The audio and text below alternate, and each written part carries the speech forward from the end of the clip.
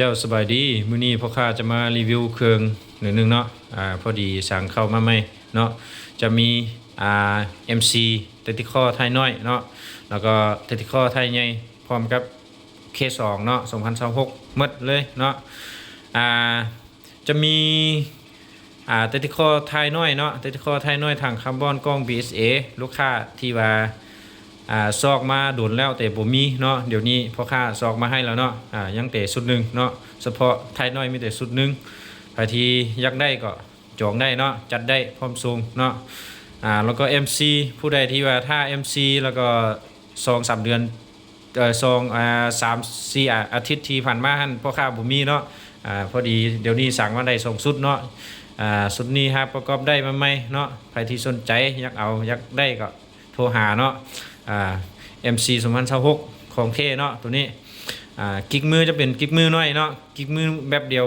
กันหมดเลยต่างกับเค2นะเค2จะเป็นแบบนี้เนาะกิ๊กมือแบบนี้มันจะเบาแห้งเนาะจับสบายเนาะ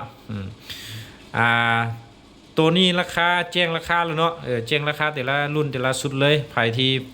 สู้ได้ราคาหรือว่าพร้อมเอาก็ทักหาได้เนาะใครที่ว่าอยากฮู้ราคาก็ฟังดีๆเนาะชี้แจงราคาแต่ละรุ่นให้เลยเนาะใครที่สนใจอยากได้ก็โทรมาเนาะร่วมกันได้เนาะราคาก็รุ่นได้อยู่เนาะตัวนี้ราคา MC ถังอะลูกล้องมัคโครเนาะ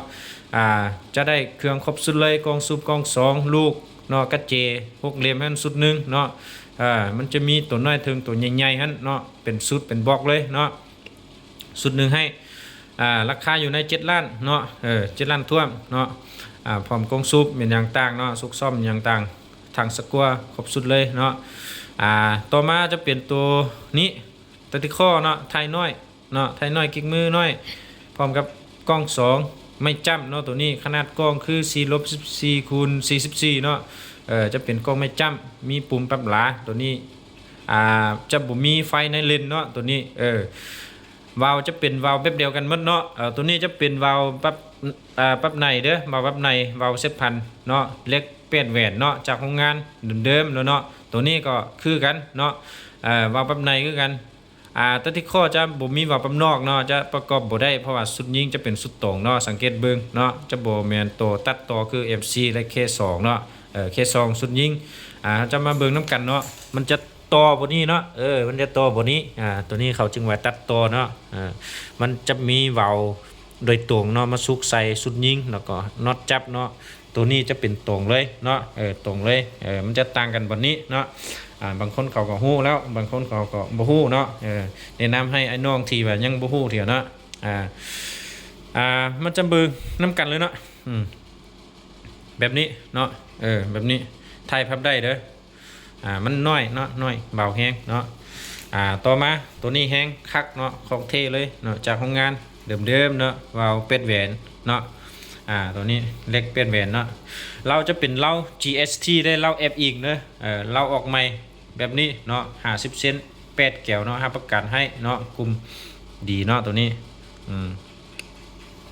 ต่อมาตัวนี้ราคาเนาะราคาอยู่ใน10 ล้านปลายเนาะ51 ล้านเนาะตัวนี้นะเนาะใครที่สนใจก็ทางหาแล้วเนาะต่อมาตัวนี้เนาะตัวนี้ก็คือกันเนาะตัวนี้จะเป็นไทยน้อยไทยใหญ่เนาะไทยใหญ่จะเป็นแบบนี้ราคาอยู่ใน11 ล้านคือกันเนาะใครที่สนใจก็ทางหาเนาะเครื่องมีความสูงให้เนาะราคาร่วมกันได้เด้อเนาะใครที่สนใจเท่อยากได้เท่ก็ร่วมได้เนาะเรื่องราคาเนาะตัวนี้เคส2เด้อเคส2ถังอะลูกล้องมัคโครเนาะราคา7 ล้าน 5เนาะตัวนี้เนาะลมง่ายๆเนาะลมง่ายขายง่ายเนาะถังจะเป็นถังอะลูเด้อ 0.5 เนาะจะมีตัว 0.42 เด้เนาะใครอยากได้ตัว 0.42 ก็ถามได้เนาะกล้องมัคโครเนาะอันนี้ขนาดกล้องคือ3-9x40เนาะจะมีไฟในเลนเนาะจะเป็นกล้องไม่บวกเด้อตัวนี้กล้องมันใหญ่ซ้ำกันเนาะใส่ใหญ่ซ้ำกันเลยแต่ว่าตัวนี้จะสั้นน้อยนึงเนาะสั้นน้อยนึงแต่ตัวนี้จะบ่มีตัวท่อบังแสงเนาะว่าที่